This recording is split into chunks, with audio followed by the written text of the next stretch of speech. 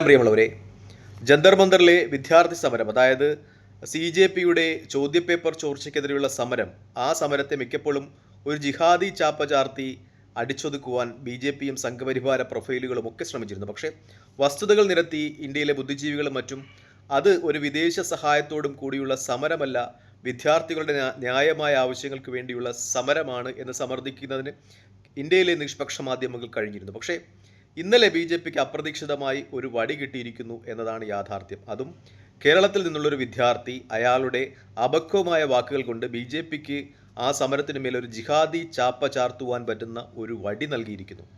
അലി അംജദ് ഖാൻ എന്നാണ് ആ വിദ്യാർത്ഥിയുടെ പേര്. ആ വിദ്യാർത്ഥിയെ ഈ വീഡിയോഗ്രാഫർമാർ, പത്രപ്രവർത്തകർ, ചാനൽ പ്രവർത്തകർ കാണുമ്പോൾ അയാൾ പറയുന്നത് ലോക അവസാനത്തിൻ്റെ ഭാഗം സിമ്പലായിട്ട് ഖുർആനിൽ കുറച്ച് കാര്യങ്ങൾ പറയുന്നുണ്ട്. അതിനോട് സമാനമായിട്ടാണ് ഈ പാറ്റകളുടെ സമരം.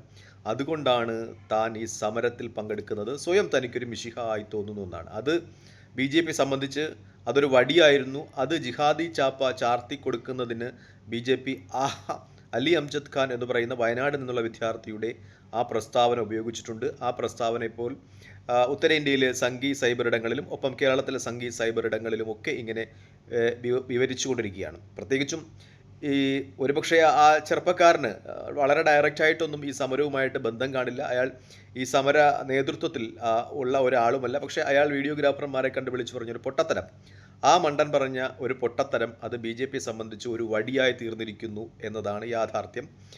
പ്രത്യേകിച്ചും ഇന്ന് സംഘികളുടെ കുഴലൂർത്തുകാരനായ സാജൻ സ്കറിയൊക്കെ അതുമായി ബന്ധപ്പെട്ട് വീഡിയോകൾ ചെയ്തിട്ടുണ്ട്. അയാൾ പറയുന്നത് മലപ്പുറത്ത് നിന്ന് ആളുകൾ ടെമ്പോയിലും ലോറിയിലും ഒക്കെ കയറി ആ സമര സ്ഥലത്തേക്ക് പോവുകയാണെന്ന്. മലപ്പുറം എന്ന ഒരു പ്രദേശം അവിടെ കൊണ്ടുവയ്ക്കുമ്പോൾ തന്നെ സാജൻ സ്കറിയുടെ ഉദ്ദേശം എന്ത് ആണ് എന്ന് നമുക്ക് വ്യക്തമാണ്. അതായത് ആ സമരത്തെ, വിദ്യാർത്ഥികൾ നടത്തുന്ന സമരത്തെ അത് ഒരു ജിഹാദി പരിവേഷം കൊടുക്കുവാനും അത് മുസ്ലിം സംഘടനകളുടെ മേലൊക്കെ കൊണ്ടുവയ്ക്കുവാനുള്ള ആസൂത്രിതമായ ശ്രമങ്ങൾ സാജൻ സ്കറിയെ പോലെയുള്ള സൈബർ ഇടത്തെ ഈ RSS കുഴലൂത്തുകാരിൽ നിന്ന് ഉണ്ടാകുന്നു എന്നതാണ് യാഥാർത്ഥ്യം. പ്രത്യേകിച്ചും നമ്മൾ ഈ സമരത്തിൻ്റെ ഒരു സ്വഭാവമൊക്കെ വീക്ഷിക്കുമ്പോൾ മനസ്സിലാകുന്നത് മിക്കപ്പോഴും നോർത്ത് ഇന്ത്യയിലെ സംഘപരിവാരങ്ങൾക്ക് സ്വാധീനമുള്ള സംസ്ഥാനങ്ങളിൽ നിന്ന്, ഗുജറാത്തിൽ നിന്നും രാജസ്ഥാനിൽ നിന്നും ഹരിയാനയിൽ നിന്നും UPയിൽ നിന്നുമൊക്കെ വരുന്ന വിദ്യാർത്ഥികളാണ് ആ സമരത്തിൻ്റെ ഭാഗമായിട്ടുള്ളത്. അതിൽ പങ്കെടുക്കുന്ന ഈ ന്യൂനപക്ഷ സമുദായത്തിലുള്ള ക്രൈസ്തവ മുസ്ലിം വിദ്യാർത്ഥികൾ വളരെ തുച്ഛമാണ്. ആ സമരത്തിൻ്റെ ഒരു ഭാവമൊക്കെ പരിശോധിച്ചാൽ അത് നേതൃത്വം കൊടുക്കുന്ന ആളുകളൊക്കെയും സംഘപരിവാര സ്വാധീനമുള്ള കുടുംബത്തിൽ നിന്ന് വരുന്ന ആളുകൾ എന്ന രീതിയിലൊക്കെ മാധ്യമ വിശകലനങ്ങളൊക്കെ ഉണ്ടായിരുന്നു. കേരളത്തിൽ തന്നെ ഇതിനെതിരെ പ്രതികരിച്ചിട്ടുള്ള വ്യക്തിത്വങ്ങൾ എടുത്തു നോക്കിയാൽ ഒന്ന് മോഹൻലാലിൻ്റെ മകൾ വിസ്മയ മോഹൻലാലാണ്. പ്രത്യേകിച്ച് നമുക്കറിയാം, മോഹൻലാൽ എന്ന് പറയുന്നത് അദ്ദേഹം നേരത്തെ കൊറോണയുടെ സമയത്ത് പ്രധാനമന്ത്രി നരേന്ദ്രമോദി പാട്ട കൊട്ടി ഈ കൊറോണ വൈറസിനെ ഓടിക്കാൻ പറഞ്ഞപ്പോൾ അത് ഏറ്റെടുത്ത് അതിലെത്രത്തോളം ബുദ്ധിപരമായി ചിന്തിക്കുവാൻ കഴിയും എന്ന് പോലും ആലോചിക്കാതെ അത് ഏറ്റെടുത്തിട്ട് ഈ പാട്ട കൊട്ടുമ്പോൾ ആ തരംഗങ്ങളിൽ പെട്ട് കൊറോണ വൈറസ് ചത്തുപോകും എന്നൊരു ഡെഫിനിഷൻ പത്രലേഖകരോട് പറഞ്ഞുകൊണ്ട്, മാധ്യമങ്ങൾക്ക് മുന്നിൽ വന്ന് പറഞ്ഞുകൊണ്ട് പാട്ട കൊട്ടി കൊറോണ വൈറസിനെ കൊല്ലാൻ ശ്രമിച്ച ആളാണ് മോഹൻലാൽ. അപ്പോൾ അദ്ദേഹത്തിൻ്റെ മകൾ വരെ ഈ വിദ്യാർത്ഥി സമരത്തെ അനുകൂലിക്കുന്നു എന്ന് പറയുമ്പോൾ അത് എത്രത്തോളം ഈ സംഘപരിവാര പശ്ചാത്തലമുള്ള ആളുകളുടെ മക്കൾ, ചിന്തിക്കുവാൻ കഴിയുന്ന മക്കൾ പോലും ഈ സമരത്തിന് ഒപ്പമാണ് എന്നൊരു യാഥാർത്ഥ്യം മനസ്സിലാകുന്നുണ്ട്. എന്തായാലും ഇപ്പോൾ വിസ്മയ മോഹൻലാലിൻ്റെ ഒക്കെയും സിനിമയെ പൊളിക്കുമെന്നാണ് സംഘപരിവാരങ്ങളൊക്കെ പറയുന്നത്. എന്തായാലും മോഹൻലാലിൻ്റെ ഒക്കെയും ഫേസ്ബുക്ക് പോസ്റ്റിന് പിന്നിൽ വന്നുകൊണ്ട് വിസ്മയയുടെ ആദ്യ ചിത്രമായ തുടക്കം അത് റിലീസാവാനിരിക്കുകയാണ്, അത് പൊളിക്കും എന്ന രീതിയിലൊക്കെയാണ് കമൻറ്റുകൾ വരുന്നത്. ഒരുപക്ഷെ ഈ എമ്പുരാൻ പൊളിച്ചതുപോലെ ആകുമോ എന്തോ, റെക്കോർഡ് കളക്ഷനോടെ എന്തായാലും തുടക്കം വിജയിക്കുമെന്നാണ് തോന്നുന്നത്. കാരണം സംഘികൾ പരാജയപ്പെടുത്തുവാൻ ശ്രമിക്കുന്ന സിനിമകളൊക്കെയും അത് ബോക്സ് ഓഫീസ് ഹിറ്റുകളായിട്ടേ ഉള്ളൂ എന്ന ഒരു യാഥാർത്ഥ്യമുണ്ട്.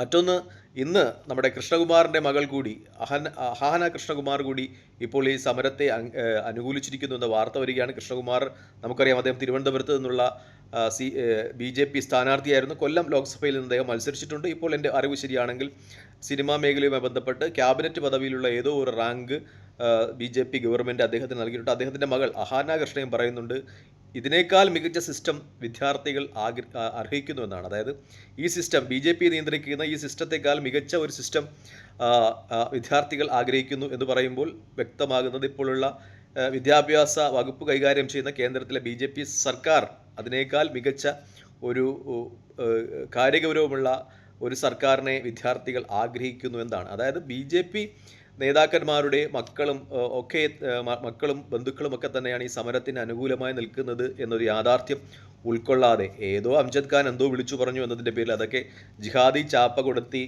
ആ സമരത്തിൻ്റെ ഒരു ഗൗരവം കുറയ്ക്കുവാനുള്ള ശ്രമങ്ങൾ എന്തായാലും സാജൻ സ്ക്രിയെ പോലെയുള്ള മാധ്യമപ്രവർത്തകരല്ല യൂട്യൂബ് പ്രവർത്തകർ നടത്തുന്നു എന്നതാണ് ഏറ്റവും വലിയ യാഥാർത്ഥ്യം. ഇനി മറ്റൊന്ന് ഈ സമരത്തെക്കുറിച്ച് പറയുകയാണെങ്കിൽ വിദ്യാർത്ഥികൾ ഉയർത്തുന്ന മുദ്രാവാക്യം എന്ന് പറയുന്നത് ഞങ്ങൾ ഉൾക്കൊള്ളുന്നത് മഹാത്മാഗാന്ധിയുടെയും അംബേദ്കറുടെയും ഭഗത് സിംഗിൻ്റെയും പാരമ്പര്യമാണ്, മറിച്ച് നരേന്ദ്രമോദി ഉൾക്കൊള്ളുന്നത് അത് സവർക്കറുടെ പാരമ്പര്യമാണ് എന്ന് പറയുമ്പോൾ തന്നെ ആ ഒരു മുദ്രാവാക്യം നോർത്ത് ഇന്ത്യയിലെ ആളുകൾ ഉൾക്കൊള്ളുന്നു എന്നാണ്. അതായത് ബി ജെ പിക്ക് പറയുവാൻ ഒരു ദേശീയ സമര ചരിത്രമോ അല്ലെങ്കിൽ ദേശീയതയോ ഇല്ല, അതൊക്കെയും ഉൾക്കൊള്ളുന്ന വിദ്യാർത്ഥികളാണ് ഇപ്പോൾ മറുപക്ഷത്ത് കോൺഗ്രസുമൊക്കെ ആയി നിൽക്കുന്നത് എന്നൊരു യാഥാർത്ഥ്യമുണ്ട്. അത് ബി ജെ പിയെ സംബന്ധിച്ച് വലിയ തിരിച്ചടിയാകും എന്ന ഒരു യാഥാർത്ഥ്യമുണ്ട്. അതായത് ദേശീയതയുമായി ബന്ധപ്പെട്ട ഒന്നും തങ്ങളുടെ പക്കൽ ഇല്ല എന്ന് ബി ജെ പിക്ക് സമ്മതിക്കേണ്ടി വരുന്നു. എതിർഭാഗത്ത് നിൽക്കുന്ന വിദ്യാർത്ഥികൾ അങ്ങനെ പറയുമ്പോൾ അവരെ കേൾക്കുവാൻ ആളുകൾ നിൽക്കുന്നു എന്ന് പറയുമ്പോൾ ബി ജെ പിയെ സംബന്ധിച്ച് അത് തിരിച്ചടിയുടെ നാളുകളിലേക്കുള്ള സൂചനയാണ് എന്ന ഒരു പ്രത്യേകത കൂടിയുണ്ട്. എന്തായാലും ഈ സമരത്തിൻ്റെ രൂപവും ഭാവവും മാറുകയാണ്. കൂടുതൽ ആളുകൾ ആ പ്രദേശത്തേക്ക് വരുന്നു എന്ന റിപ്പോർട്ടുകൾ മാധ്യമങ്ങൾ റിപ്പോർട്ട് ചെയ്യുന്നു. ആദ്യ ദിവസങ്ങളിൽ ഈ മെട്രോയൊക്കെ അടച്ച് അങ്ങോട്ടേക്ക് വിദ്യാർത്ഥികൾ വരുന്നതിനെ തടയാൻ ശ്രമിച്ചിരുന്നു വിദ്യാർത്ഥികളും യുവജനങ്ങളുമൊക്കെ. പക്ഷേ ഇന്ന് കോടതിയുടെ നിർദ്ദേശമുണ്ടായിരിക്കുന്നു, കോടതിയിലെ ജീവനക്കാർക്കൊക്കെ കറക്റ്റ് സമയത്ത് എത്തണം, അതുകൊണ്ട് മെട്രോകളുടെയൊക്കെ പ്രവർത്തനം ഉറപ്പാക്കണമെന്ന് നിർദ്ദേശം നൽകിയിരിക്കുന്നു. അതോടുകൂടി മെട്രോകളൊക്കെ ഓപ്പൺ ആക്കുന്നതോടുകൂടി കൂടുതൽ ആളുകൾ ആ സമരവേദിയിലേക്ക് എത്തുകയാണ് എന്ന ഒരു യാഥാർത്ഥ്യം കൂടിയുണ്ട്. എന്തായാലും ഈ സമരത്തിന് ഏതെങ്കിലും വിദേശ രാജ്യങ്ങളുടെയോ അല്ലെങ്കിൽ ഏതെങ്കിലും സംഘടനകളുടെയോ ഒന്നും പിന്തുണ ഉണ്ട് എന്ന് എനിക്ക് തോന്നുന്നില്ല. കാരണം ഇത് എല്ലാ രാജ്യത്തും ജനാധിപത്യ രാജ്യത്തും സംഭവിക്കുന്നത് പോലെയുള്ള സാധാരണ സമരമാണ്. ക്വസ്റ്റ്യൻ പേപ്പർ ചോർന്നു, അത് ഒരു പ്രാവശ്യമോ 2 പ്രാവശ്യമോ 3 പ്രാവശ്യമല്ല, നിരന്തരം ചോർന്നിരിക്കുന്നു. 189ഓളം പ്രവേശന പരീക്ഷകളുടെ ക്വസ്റ്റ്യൻ പേപ്പർ ചോർന്നിരിക്കുന്നു. കഴിഞ്ഞ 5 വർഷത്തിനിടയിൽ 3 പ്രാവശ്യം നീറ്റ് പരീക്ഷയുടെ മാത്രം ക്വസ്റ്റ്യൻ പേപ്പർ ചോർന്നിരിക്കുന്നു. 29 പരം വിദ്യാർത്ഥികൾ തങ്ങളുടെ ഭാവി അവതാളത്തിലായി എന്ന് കരുതി ആത്മഹത്യ ചെയ്തിരിക്കുന്നു എന്നൊക്കെ പറയുമ്പോൾ ആ സിസ്റ്റം നിയന്ത്രിക്കുന്ന ആളുകൾക്ക് അതിന് കഴിവില്ല എന്നതാണ് യാഥാർത്ഥ്യം. അതിന് എന്തെങ്കിലും വർഗീയ ചാപ്പ കൊടുത്ത് അതിനെ ആ സമരത്തിൻ്റെ ഒരു ഗൗരവം കുറയ്ക്കുവാൻ ശ്രമിക്കരുത്.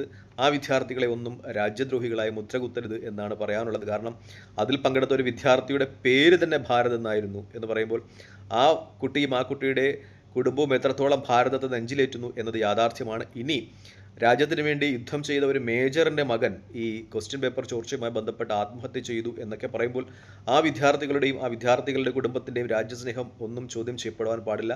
തങ്ങൾ മാത്രമാണ് രാജ്യസ്നേഹികൾ എന്ന് വിശ്വസിക്കുന്ന ഒരു കൂട്ടം അവർ മറ്റുള്ളവരെ ഒക്കെയും ഇങ്ങനെ രാജ്യവിരുദ്ധരായി ചിത്രീകരിക്കുന്നത് ഒട്ടും ശരിയല്ല എന്നാണ് പറയാനുള്ളത്. പ്രത്യേകിച്ചും മറുഭാഗത്ത് നിൽക്കുന്നവരൊക്കെയും ആ പാരമ്പര്യം ഉൾക്കൊള്ളുന്നവരാണ്. പ്രത്യേകിച്ച് രാഹുൽ ഗാന്ധി ആയാൽ പോലും രക്തസാക്ഷി കുടുംബത്തിൽ നിന്ന് വരുന്ന ആളാണ്.